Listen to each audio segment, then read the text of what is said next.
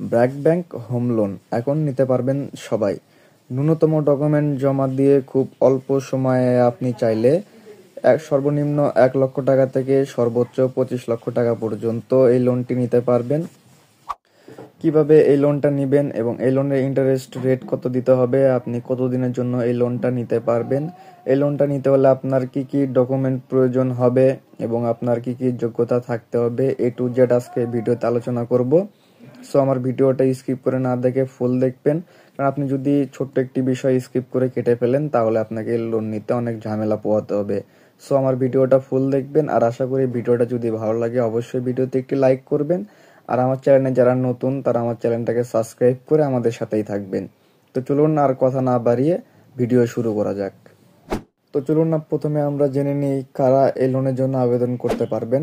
মূলত 4 category person এই লোনের জন্য আবেদন করতে পারবেন। প্রথমত রয়েছে ব্যবসায়ী। আপনি যদি ব্যবসায়ী হয়ে থাকেন তাহলে আপনি এই লোনের জন্য আবেদন করতে পারবেন। এবং দ্বিতীয়ত রয়েছে পেশাদার। আপনি যদি একজন পেশাদার হয়ে থাকেন তাহলে আপনি এই লোনের জন্য আবেদন করতে পারবেন।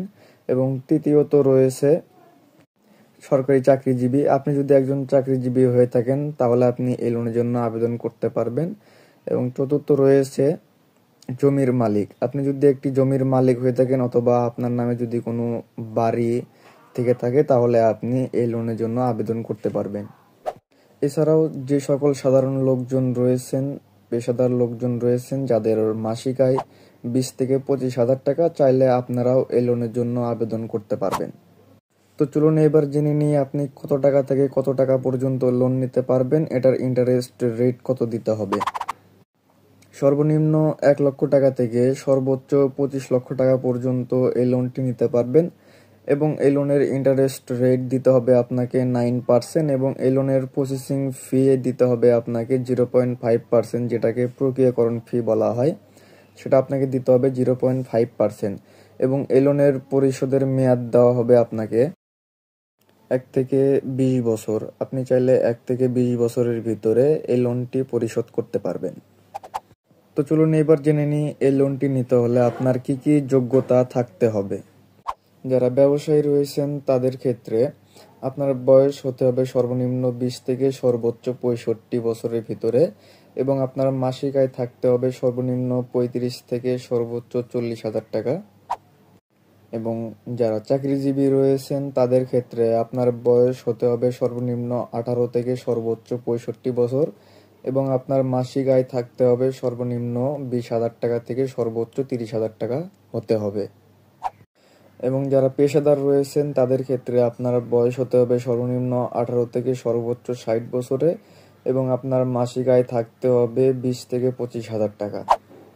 এবং যারা জমির মালিক রয়েছেন তাদের ক্ষেত্রে আপনার বয়স হতে হবে সর্বনিম্ন 18 থেকে সর্বোচ্চ 65 বছরের ভিতরে হতে হবে, এবং আপনার জমির অথবা আপনার বাড়ির যে মূল দলিল রয়েছে সেই দলিল থাকতে হবে। অবশ্যই একটা কথা মাথায় রাখবেন, এখানে সার্টিফাইড কপি গ্রহণযোগ্য হবে না, তারা সার্টিফাইড কপি গ্রহণযোগ্য হবে না। আপনার যে জমি অথবা বাড়ির যে মূল দলিল রয়েছে সেই দলিলটা তাদের সামনে উপস্থাপন করতে হবে। তো চলুন এবার মূল বিষয়ে আসা যাক। আপনার কি কি কাগজপত্র অর্থাৎ আপনার কি কি ডকুমেন্ট প্রয়োজন হবে।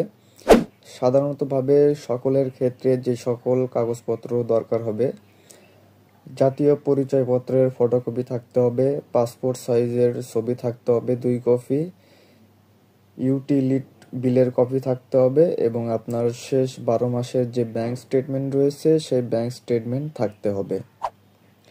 এবং যারা চাকরিজীবী রয়েছেন তাদের ক্ষেত্রে আপনার স্যালারির যে সার্টিফিকেট অথবা আপনার যে প্রতি মাসে যে আপনি বেতন পান তার যে প্রমাণপত্র রয়েছে সেই প্রমাণপত্র থাকতে হবে, এবং আপনার ভিজিটিং কার্ড থাকতে হবে, এবং শেষ 12 মাসের যে ব্যাংক অ্যাকাউন্ট স্টেটমেন্ট রয়েছে সেই অ্যাকাউন্ট স্টেটমেন্ট থাকতে হবে। এবং ব্যবসায়ীদের ক্ষেত্রে আপনার ব্যবসার সর্বশেষ 3 বছরের যে ট্রেড লাইসেন্স রয়েছে সেই ট্রেড লাইসেন্স থাকতে হবে, এবং ব্যবসায়ী প্রতিষ্ঠানের নামে যে ব্যাংক স্টেটমেন্ট রয়েছে সেই ব্যাংক স্টেটমেন্ট থাকতে হবে।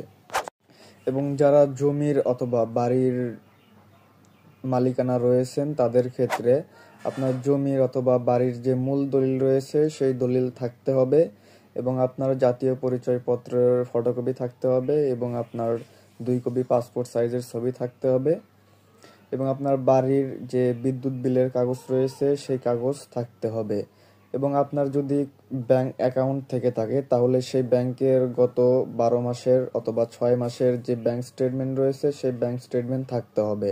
আপনার যদি ব্যাংক অ্যাকাউন্ট না থাকে তাহলে প্রয়োজন হবে না। এই সকল ডকুমেন্ট অর্থাৎ কাগজপত্র আপনাকে সংরক্ষণ করতে হবে এবং আপনার বাড়ি অথবা এলাকার আশেপাশে ব্র্যাক ব্যাংকের যে ব্রাঞ্চ রয়েছে সেই ব্রাঞ্চে আপনাকে যোগাযোগ করতে হবে এবং তারা আপনার ডকুমেন্ট অর্থাৎ কাগজপত্র যাচাই বাছাই করে দেখবে এবং আপনাকে 2 থেকে 3 কর্মদিবসের ভিতরে আপনাকে লোনটি কনফার্ম করে দিবে। সো গাইস, আমার ভিডিওটা দেখে যদি আপনাদের ভালো লাগে অবশ্যই একটি লাইক করবেন, আমার চ্যানেলটা সাবস্ক্রাইব করবেন। আর আপনাদের যদি কোথাও বুঝতে অসুবিধা হয়ে থাকে অথবা আপনাদের কোনো কিছু জানার আগ্রহ থাকে অবশ্যই আমাকে একটি কমেন্টে জানাবেন, আমি সাথে সাথে আপনাকে রিপ্লাই দেওয়ার চেষ্টা করব। ধন্যবাদ।